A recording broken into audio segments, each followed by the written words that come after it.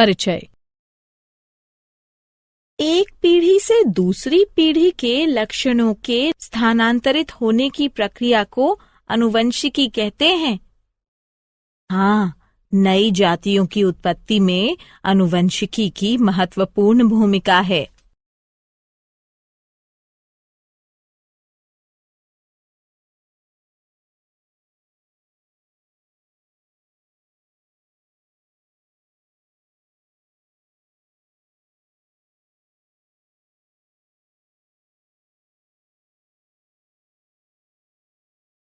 उद्देश्य। इस पाठ के अंत में आप निम्न करने में सक्षम हो जाएंगे। आनुवंशिकी को परिभाषित करना, जनन के दौरान रूपांतरण के संचयन को समझना, वंशागति लक्षणों को समझना, लक्षणों की वंशागति के नियम, मेंडल का योगदान को समझना, प्रभाविता के सिद्धांत की पहचान करना, विसंयोजन के नियम को समझना, स्वतंत्र अपव्यूहन के नियम को समझना, ये समझना कि लक्षण कैसे परिलक्षित होते हैं, लिंग निर्धारण की प्रक्रिया समझना, जनन के दौरान विविधता का संचयन, माता पिता तथा उनकी संतति में उत्पन्न होने वाले अंतर तथा भाई बहनों के बीच अंतर को विविधता कहते हैं। केवल वे विविधताएं वंशागत होती हैं जो जीवधारियों की जनन कोशिकाओं में दिखाई देती हैं। ये विविधता जाति का निर्माण करने वाले गुण सूत्र में जीन के संयोग से अथवा उत्प्रेरण के कारण पैदा होती है। माता पिता यानी जनक द्वारा प्राप्त वंशागत लक्षणों के कारण शारीरिक संरचना में समानता होती है तथा अंतर बहुत कम होते हैं, किंतु यौन क्रिया द्वारा जनन करने वाले जीवों के आगे आने वाली पीढ़ियों में विविधताएं उत्पन्न हो जाती हैं। एक ही माता पिता की दो संतानें समान नहीं होती, इससे संतति में अंतर उत्पन्न होता है। इस प्रकार प्रत्येक पीढ़ी के बाद विविधताओं के संचयन के कारण भिन्नता उत्पन्न होती है। विकास के लिए विविधता कच्चे पदार्थ के समान है, आनुवंशिकी का आधार है, जीवों के नए प्रकार बनाता है, जीवों को बदले वातावरण से अनुकूलन करने में सहायता प्रदान करता है तथा प्रत्येक जीव को एक विशिष्ट पहचान देता है।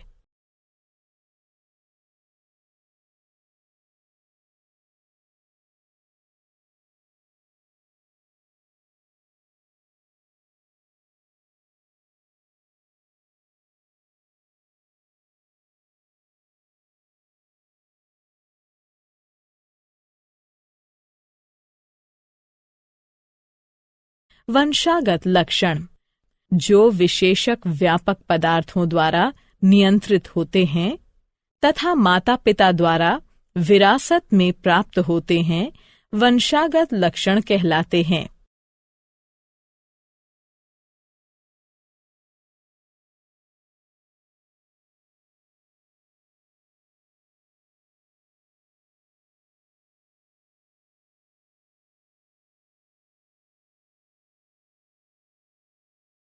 गतिविधि।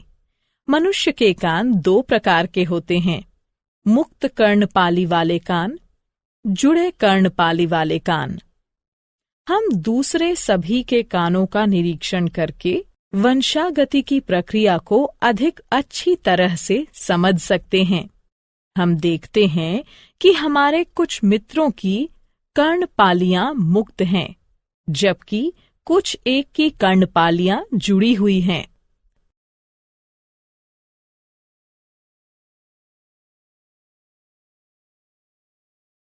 लक्षणों की वंशागति के नियम, मेंडल का योगदान। लक्षणों की वंशागति के नियम इसलिए आए क्योंकि माता पिता दोनों समान रूप से आनुवंशिक पदार्थ डीएनए का योगदान बच्चे के लिए करते हैं। इस प्रकार प्रत्येक लक्षण माता तथा पिता दोनों के लक्षणों से प्रभावित हो सकता है।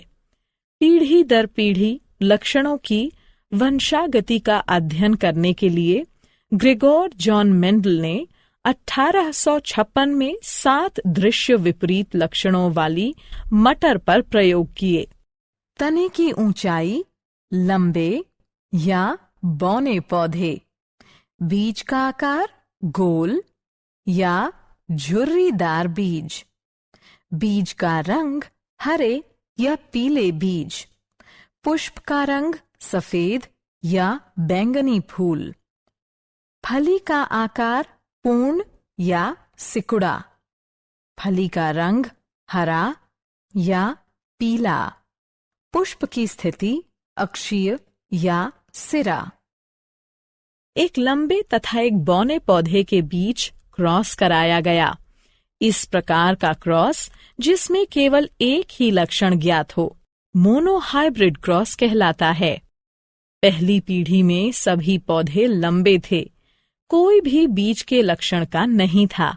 दूसरी पीढ़ी में दोनों ही लक्षण संतति में 3/1 के अनुपात में परिलक्षित थे। इन प्रयोगों के आधार पर मेंडल ने 2 नियम प्रतिपादित किए: प्रभाविता का नियम, विसंयोजन का नियम।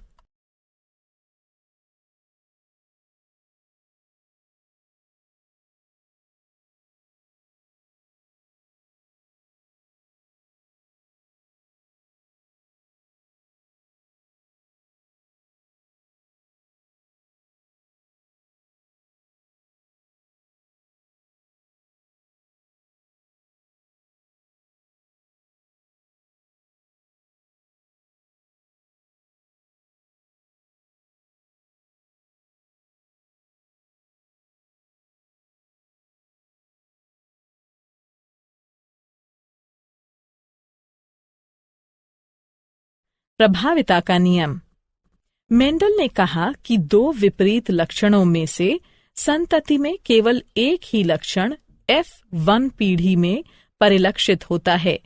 वे लक्षण जो कि प्रथम पीढ़ी में परिलक्षित हैं, अर्थात लंबाई, यह प्रभावी लक्षण है, जबकि जो लक्षण प्रथम पीढ़ी में परिलक्षित नहीं है, अर्थात बौनापन, तो ये अप्रभावी लक्षण है।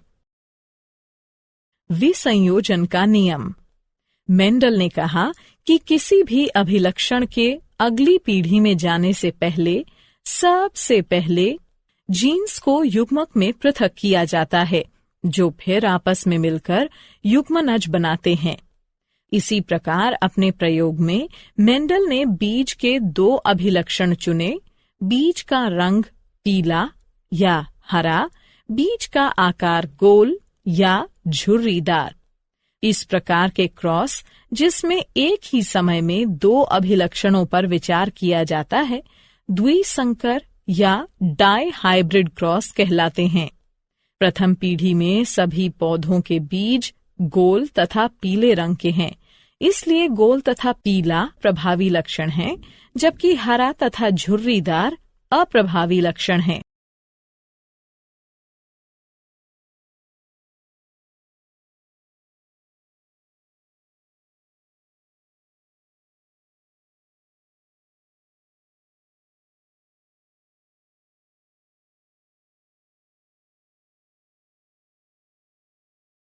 गतिविधि।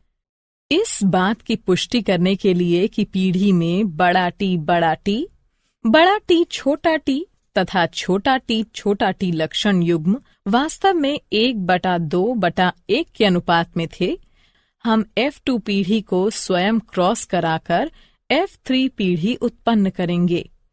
F3 पीढ़ी में हम देखते हैं कि शुद्ध लंबे बड़ा टी से केवल लंबे पौधे उत्पन्न होते हैं। शुद्ध बौने छोटा टी से केवल बौने पौधे उत्पन्न होते हैं, जबकि संकर लंबे बड़ा टी छोटा टी से उत्पन्न संतति 3/1 के अनुपात में होती है, 3 लंबे तथा 1 बौना।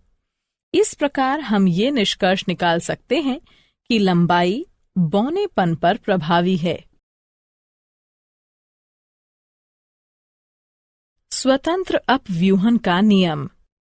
जनक पीढ़ी में अभिलक्षण के स्रोत के परे अगली पीढ़ी में प्रत्येक अभिलक्षण स्वतंत्र रूप से वंशागत होते हैं।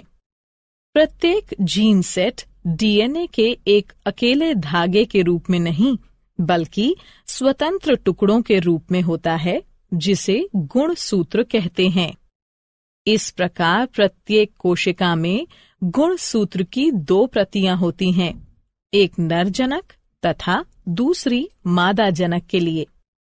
जाति के डीएनए के स्थायित्व को सुनिश्चित करने के लिए प्रत्येक गैमीट हर एक जोड़े के लिए एक गुणसूत्र लेता है जब 2 युग्मक संयोग करते हैं। लक्षण कैसे परिलक्षित होते हैं? प्रत्येक यूकेरियोटिक कोशिका में गुणसूत्र होता है जो डीएनए के लंबे धागों से मिलकर बना होता है। डीएनए में एक कोड होता है जो कोशिका को निर्देश देता है कि अगली पीढ़ी में कौन सा अभिलक्षण परिलक्षित होगा। डीएनए का वह भाग जिसमें अभिलक्षण का कोड होता है जीन कहलाता है। प्रत्येक कोशिका में गुणसूत्र की 2 प्रतियां होती हैं, पिता से 1 तथा माता से 1।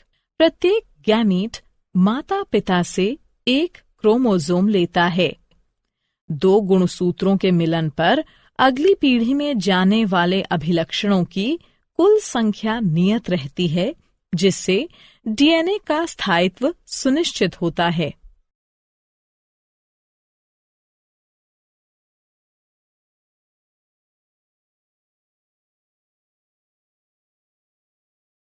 लिंग निर्धारण। बहुत से मनुष्य क्रोमोसोम में 1 प्रति माता की तथा 1 प्रति पिता की होती है तथा इस प्रकार के 22 जोड़े होते हैं, जिनमें से एक जोड़े को सेक्स गुणसूत्र कहते हैं। ये सेक्स गुणसूत्र हमेशा आदर्श जोड़ा नहीं होता है। स्त्रियों में एक्स गुणसूत्र का आदर्श जोड़ा होता है, लेकिन पुरुषों में एक गलत मेल का जोड़ा होता है, जिसमें सामान्य आकार का एक एक्स क्रोमोसोम तथा दूसरा छोटा होता है, जिसे वाई क्रोमोसोम या गुणसूत्र कहते हैं। इसलिए स्त्रियां XX हैं तथा पुरुष XY। अंतरंग के दौरान माता हमेशा X गुणसूत्र का योगदान प्रदान करेगी, चाहे बच्चे का लिंग कुछ भी हो, जबकि पिता द्वारा दिए गए गुणसूत्र योगदान से बच्चे का लिंग निर्धारित होता है। जो संतान अपने पिता से X गुणसूत्र वंशागत करेगी, वो बेटी होगी, जबकि जो संतान अपने पिता से Y गुणसूत्र वंशागत करेगी, वो पुत्र होगा। क्या आप जानते हैं? आनुवंशिकी नाम बेटसन द्वारा 1906 में रखा गया था। मेंडल को आनुवंशिकी का पिता कहते हैं।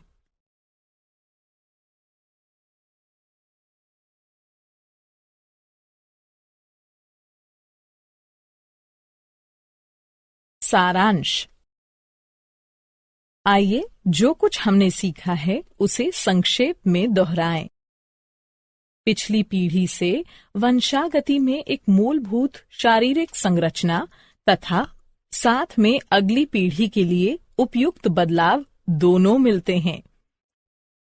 वंशागति के नियम उस प्रक्रिया का निर्धारण करते हैं जिससे लक्षण विश्वसनीयता पूर्वक वंशागत होते हैं। पिता तथा माता दोनों समान मात्रा में आनुवंशिक पदार्थ का योगदान बच्चे के लिए करते हैं। मेंडल ने अपने जनन प्रयोगों के लिए विपरीत अभिलक्षणों वाली 7 जोड़ी मटर का प्रयोग किया। F1 पीढ़ी में मोनोहाइब्रिड क्रॉस से मेंडल द्वारा प्राप्त सभी पौधे लंबे थे। F2 पीढ़ी में सभी पौधे लंबे नहीं थे तथा उनमें से 1/4 बौने थे। इन क्रॉस के द्वारा प्रभाविता नियम तथा संयुग्मों की शुद्धता या विसंयोजन नियम कार्यकारी हुआ। डाई हाइब्रिड क्रॉस में मेंडल को F2 पीढ़ी में 9/3 1/3/1 का अनुपात प्राप्त हुआ। इससे स्वतंत्र अपव्यूहन के नियम की खोज हुई।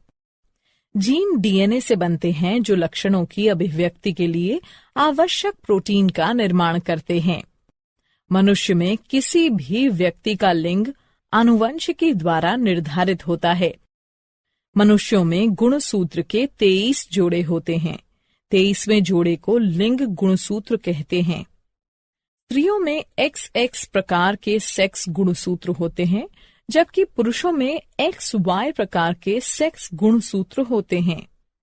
इस प्रकार पुरुषों में 44+XY युग्म तथा स्त्रियों में 44+XX युग्म के गुणसूत्र होते हैं। जीवधारियों के सामान्य लक्षणों में शारीरिक कार्यकारी अथवा व्यवहारिक बदलाव को रूपांतरण कहते हैं।